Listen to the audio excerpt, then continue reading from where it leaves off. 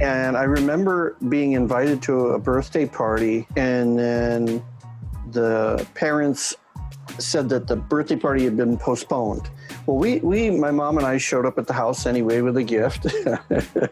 And so, they opened the door and looked at us and were kind of confused as to what to do. And they took the gift and closed the door. And everybody else was there, having a party.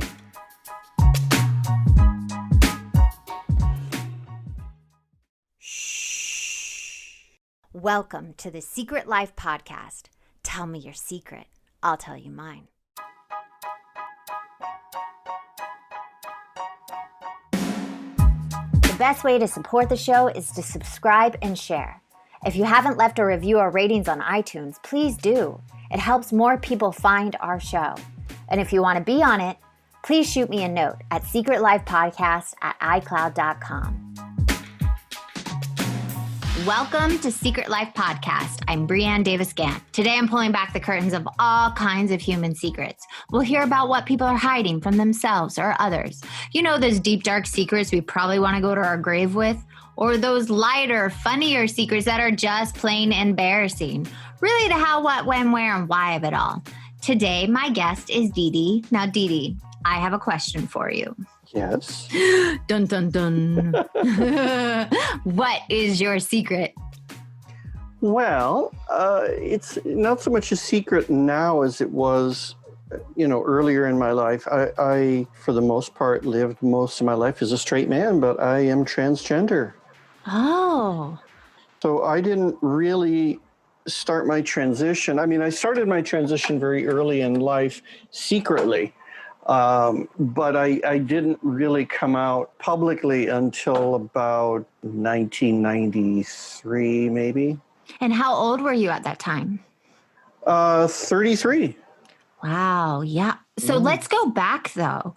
Let's go back to when you felt for the first time that there was something different. I would say probably somewhere in my 4, 5, 6, something like that, where I just didn't feel like I fit into the construct or the paradigm of how things were. I really remember in my young days at a point, I was invited I always used to hang out with the girls as a kid. And I remember being invited to a birthday party, and then the parents said that the birthday party had been postponed.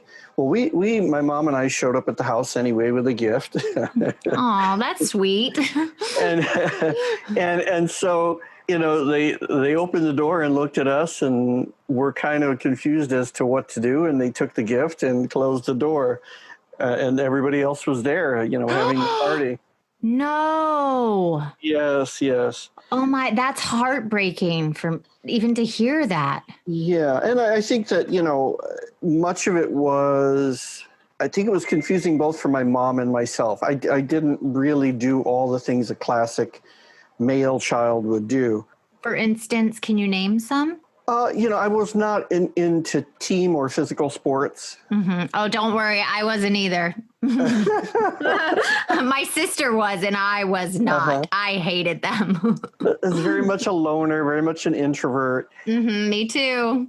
Very much living in somewhat of a fantasy world, I would say. Wow, we are like the same person right now.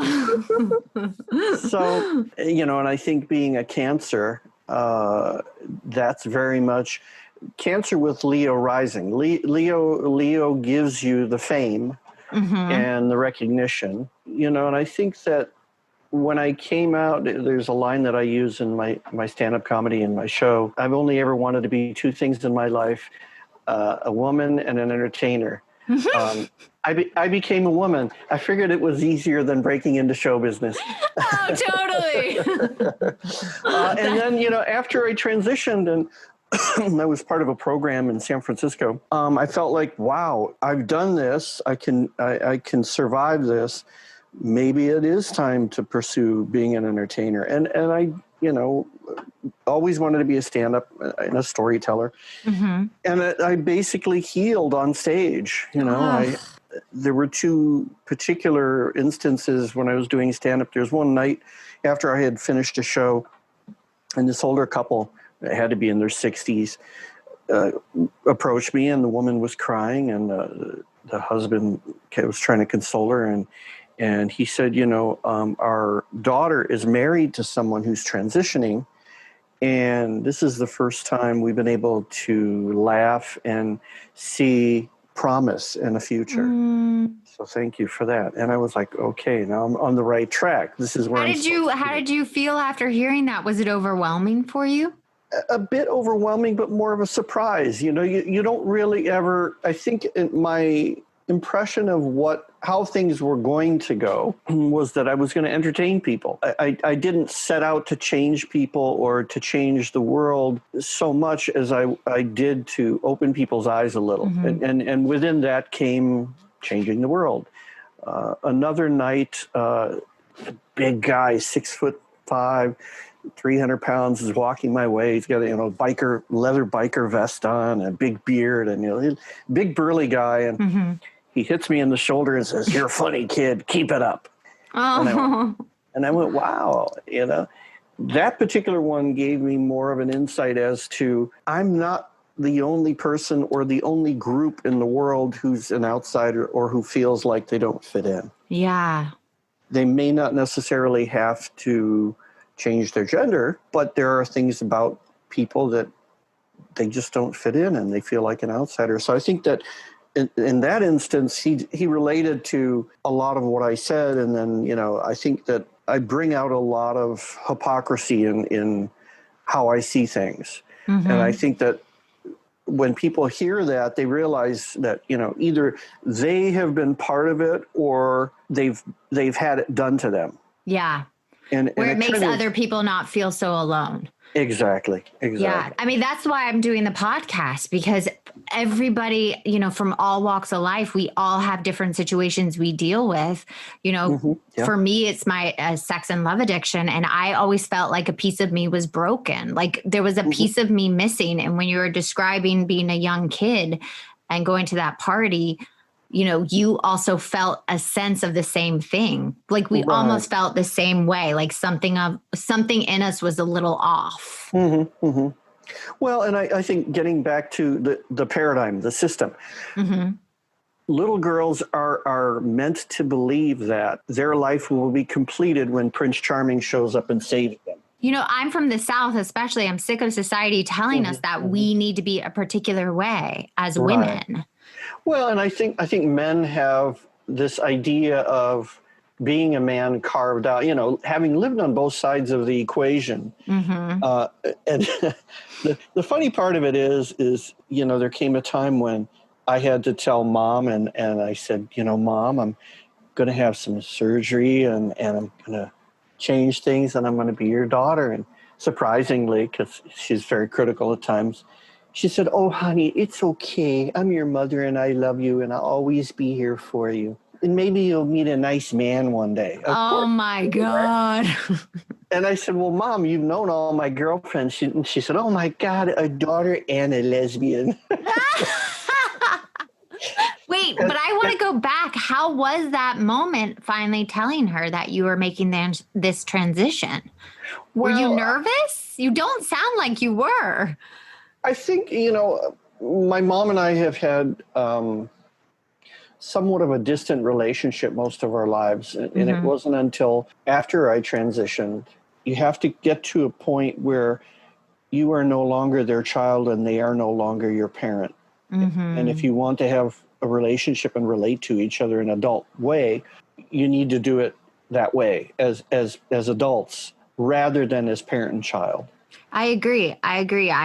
Both of my parents, my relationships have changed because I took them out of that parent box. Right. And that we are just two humans trying to do the best we can with whatever situation we're in. And that's right. And allowing people to be who they're going to be created this space of beautiful connection that's authentic. It opened up your mom's relationship with you.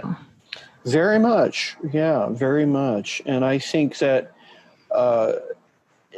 I think a lot of the distance, my dad passed when I was very young. So I think a lot of the distance that existed, it existed primarily because I went away to school. I was an unruly child. Oh, why were you unruly? I think much of it was not being happy, not fitting in, not, I think when things aren't going the way you want them to, you tend to live a little recklessly. And so I went to live with my grandparents, and my aunt and my uncle lived downstairs. So at one point in time, my uncle, who was close with a lot of cops, took me to the county hospital, and they put me in the same room, same cell as somebody who was detoxing off heroin. Why? And I think it was to straighten me out, and it did. I mean, I saw that and I went, wow. Were you doing drugs then?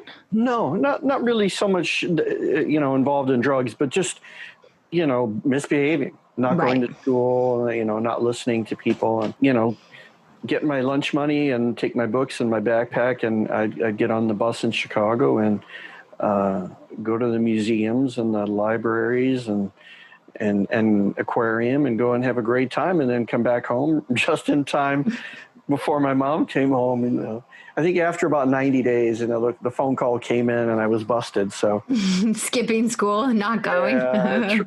Truancy.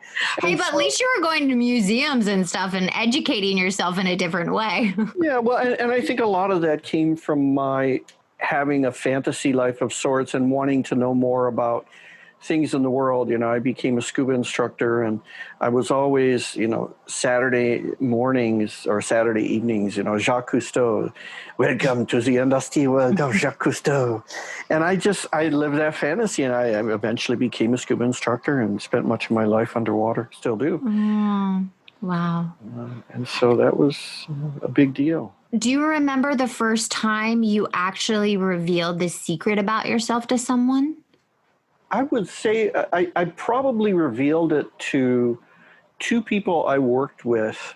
I was in the fashion business, and I was very close to two people, and I revealed it to them, and they seemed not to be shaken by it. They just were like, yeah, no problem. It's cool. And one of my two friends introduced me to, another trans person, and it wasn't public. It was just privately to individuals. So again, still, there's that secret. There's something over your head. Yeah. And you're just like, you're riding that wave. At one point, I think what it was fear. The tape that ran through my head was, I'm probably, if I go public and I come out, I'm probably going to lose my job. I won't have any money. I'll lose my apartment. I'll have to live on the street. I'll have to turn tricks in order to pay the bills or support myself, and I'll have to do drugs to turn tricks. That was what went through my head. That was the reality, or the construct of a reality that I saw. That you mapped out in your head. Yeah. And none of that eventually ever happened. I mean, I was working for someone. I had been in the program at the gender program at the clinic I was at. And I still hadn't told my boss. I was growing my hair. I was taking hormones. I was seeing a therapist. And I was going in to have some surgeries, and I said to my boss that I needed to borrow some money. I have something coming up, and I need to borrow some money. And if you can't do it, it's okay. And, I finally told him why. I said, if I can't work here, I understand it. And he looked at me and he laughed, and he said, reach under the desk and get me the checkbook. He said, how much do you need? And he wrote me a check. And he said, I'll take, X amount of dollars out of your paycheck every 2 weeks. I just went, wow, and in order for us to progress, we need to let go of the tape or the story that runs in our head, because I have gained far more than I have ever lost by coming in. It sounds like it. I mean, you've had some amazing, beautiful connections from revealing this secret that I'm just blown away. Like, you surrounded yourself with so many people that accepted you for you. And that's such a rarity in this world. Yes, exactly. I mean, I think, too, that, I was blessed to be living at a time and a place, now we're going back to 1993. Being in San Francisco, it was more accepted. You have a very open atmosphere in San Francisco. I lived in a time and a place that made it possible. Do you think if you came out now with your transition, it would be different than it was then? I think in many instances, yes, because it's much more visible. It's much more acceptable. I mean, we have transparent, we have pose. I can go on and on and on in the list of different programs. One of the things that I did over the last few years, I was back in 2005, I believe. I was in the first all transgender cast of Vagina Monologues. Oh. Which was how I met my producing partner when I created a show called Transistor Tales. Transistor Tales was 7 people doing monologues, and then the 8th person was a musician or a singer. Well, I always like to put these secrets with the 7 deadly sins, and I'm going to name them for you. And if any of them, when you were holding that secret and living the life of not being your authentic self, if any of these ring true and why. Okay. So we have pride, greed, lust, gluttony, envy, anger, and sloth. Oh, God, probably all of them. Ooh, okay, let's do pride. Why pride? Well, we're going back in time now. This was a time when it was not acceptable. I'm from Chicago, and so growing up in Chicago, it's a somewhat conservative town, somewhat open, somewhat conservative. It's somewhere in the middle. So it was the pride of, living, a life that was easy. I always say when we hold these secrets, they can kill us. Oh, yeah. Yeah. And if you didn't step into your truth, who knows what would have happened? So what about greed? Well, greed, I mean, living as a man, you pretty much get whatever you want. Oh, yeah. Yes, I 100% agree with you. You get paid more, you get more privileges. It used to be, what do you think of this idea? And then I transitioned as like, DeeDee, can you go get coffee for everybody? Oh, geez. So you felt it. You felt the difference between being a man and being a woman in this world. Definitely. And not many people get that experience. No. And, part of the confusion, too, was I'm attracted to women, but I want to be a woman, or I feel as though I am a woman. But this construct that I've been given doesn't work. I think that brought up a lot of anger. Envy, too? Yeah. And there was a lot of, I was a party animal. I'd go out drinking and dancing every night. I was very promiscuous. And I think a lot of that was kind of to try to jam myself, to be the square peg trying to fit in the round hole. And it just wasn't working. Yeah. And years later, many of the people that I dated, or many of the people that knew me, that had seen me after transition, went, okay, yeah, this makes sense. No. Like it clicked for them. It clicked. They were like, oh, that's what I was feeling was off. Did they ever say why? Well, yeah. I mean, a lot of people were like, we thought you may be gay, because I was in the fashion industry. So, fashion was a big thing for me. But you were always with beautiful women, and we just didn't know what to think or say. And so, I think that once everything fell into place, and I think unbeknownst to those of us who are living our secrets or our lives that aren't completely 100% truthful, have somewhat of a physical manifestation that is hard to explain. Yeah, like it comes out of your pores anyways, even though you're trying to mask it. Right. Yes, I know exactly what you're talking about. Even with a sex and love addiction, like it was like I couldn't hide that there was something that needed to change within me. Of course. Yeah, of course. Well, my next question for you is, now having this secret and keeping it for as long as you did till you were 33, what was the benefit of that, and what was the harm in keeping it? Well, I think that I could move seamlessly through the world, whether financially or professionally, without much interference. But it eats away at you. It manifests itself in a lot of behavior that just is not healthy. And so I think that was the case, and I think it's almost as if you're a boat without sails. You can kind of flounder around for a while, But in order to really move you're not getting anywhere. You got to have some sales, and so it was eventual, and I finally went, that's it. Oh, how brave of you. Honestly, how brave. Anybody that I think is willing to step out of their comfort zone and jump off the ledge into the unknown deserves a medal, because it's terrifying. It has at times been. Now, my last question for you, and I kind of think this is the most important question. If any of the listeners are going through the same feelings that you're describing, what would be your advice for them for moving forward? I mean, you're talking about it from a standpoint of the gender issue? Yeah. Okay. If someone's feeling like they are in the wrong body and they're not living their truth. Right. Well, I think the first thing is try to surround yourself with people who are the same as what you're experiencing. So if you're feeling as though you may be a trans person, try to befriend trans people. I mean, we in the community, we very much refer to some of the elders as trans moms.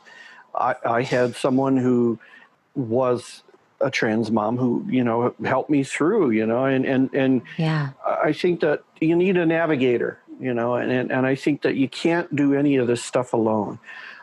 Therapy is a huge, huge benefit for someone who's transitioning. I've talked with people and kind of directed people to see professionals who could help them through. Some people didn't feel as though they wanted to go as far as some other people had gone. And some people feel the need to go full steam. Right. And it's a personal decision how far you take it, and again, look, we have a lot of very well-known people, Chaz Bono, we have Caitlyn Jenner, there's celebrities who have trans children, Warren Beatty and Annette Bening and Charlize Theron. So again, we're starting to see a major shift in perception and how both parents and the public and also doctors, you have to remember, when I was doing Transistor Tales, in directing it, what I would often say was that we have a story, all of us has a story, who can within a second bring someone to tears or someone to laughter. Whichever route that story takes is of benefit to other people.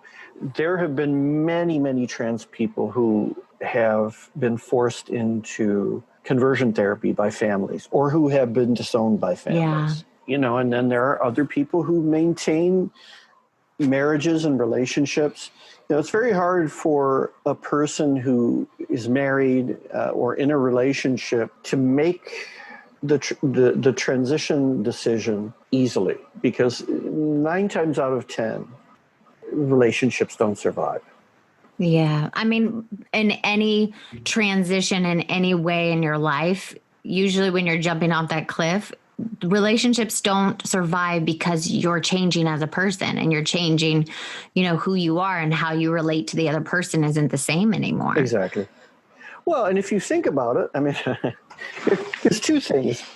We're all trans. Yes, that's what I'm trying to say. Like, we all make these transitions in our lives to who we're really supposed to be. At least we are if we're doing the work. Yes. But again, it takes a lot to look at yourself and say things aren't as they should be. And no matter what it is, whether you're in the wrong relationship, whether you're in a horrible job, whether you're engaging in behavior that's detrimental to yourself and others, whatever it is, it takes a lot to look at yourself and go, this isn't working. That's why everything you've said in this conversation rings so true for me, that I think anybody listening out there can also feel the same way if they're going through any time where they're not living their authentic self. Yeah. Well, thank you so much for coming on and sharing this secret. I am so appreciative. My pleasure. And if you want to be on the show, please email me at secretlifepodcast@icloud.com. Until next time.